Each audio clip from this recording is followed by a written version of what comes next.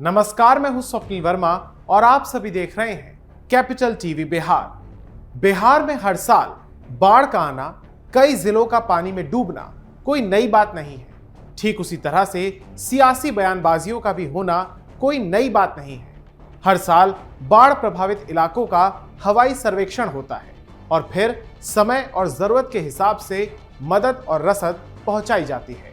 लेकिन इस बार विपक्ष में बैठे लालू प्रसाद यादव के बड़े बेटे तेज प्रताप यादव, जिन्होंने हाल ही में अपनी एक नई पार्टी भी बनाई थी, एक ऐसा बयान दिया जो कि वाकई में शर्मनाक और निचले स्तर का है। लालू के लाल ने बिहार के मुख्यमंत्री सम्राट चौधरी के बाढ़ प्रभावित क्षेत्रों के हवाई सर्वेक्षण पर तंज कसते हुए उनके हेलीकॉप्टर की तुलना रावण के पुष्पक विमान से कर दी है। तेज प्रताप यादव ने कहा है कि सीएम सम्राट चौधरी जमीन पर उतरने की बजाय पुष्पक विमान यानी कि अपनी हेलीकॉप्टर्स लेकर घूम रहे हैं। उन्होंने मुख्यमंत्री को बाढ़ प्रभावित इलाकों और बाढ़ पीड़ितों की मदद के लिए जमीन पर आकर नाव से दौरा करने की सलाह दे डाली। वैसे ये कोई पहली बार नहीं है जब तेज प्रताप यादव ने इस तरीके का कोई बयान दिया हो।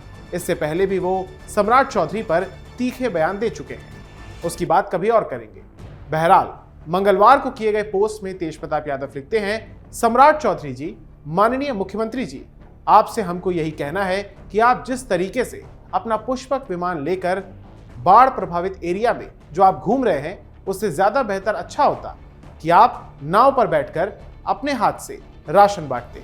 लेकिन वो तो आप करिएगा नहीं, क्योंकि जिस तरीके से जब से आप मुख्यमंत्री बने हैं तब से लेके अभी तक आप जो कारनामा कर दिखाए हैं, अपना पूरे बिहार में जो जलवा आपने बिखेरने का काम किए हैं, उससे कितने जनता दुखी है और कितने जनता परेशान है। और ऐसी सिचुएशन में जिस तरीके से बाढ़ प्रभावित इलाकों में जो आप अपना पुष्पक विमान लेकर जिस तरीके से घूम रहे हैं, जैसे पूर्व काल में रावण जो कि पुष्पक विमान लेकर घूमता था, उसी प्रकार आप भी पुष्पक विमान लेकर घूम रहे हैं। आप जाइए, गरीब गुरबा से नाव पर बैठिए और हालचाल लीजिए। पुष्पक विमान का सपना त्यागिए, इससे बिहार ऊंचाइयों तक नहीं जाएगा और धरातल में गिरेगा। तो इस तरीके से लंबा चौड़ा ट्वीट उन्होंने किया और आगे उन्होंने सम्राट चौधरी को तो टैग किया ही, साथ ही पूर्व मुख्यमंत्री नीतीश कुमार को भी टैग कर दिया। और उसके बाद वो लिखते हैं, जय श्री सीताराम। तो देखा आपने, भले ही बिहार के हालिया चुनाव में तेज प्रताप यादव को उनकी नई पार्टी के साथ जनता ने सिरे से नकार दिया हो, लेकिन बिहार में बाढ़ की स्थिति के बीच मुख्यमंत्री सम्राट चौधरी के हवाई सर्वेक्षण को लेकर सियासत तो गर्मा गई है।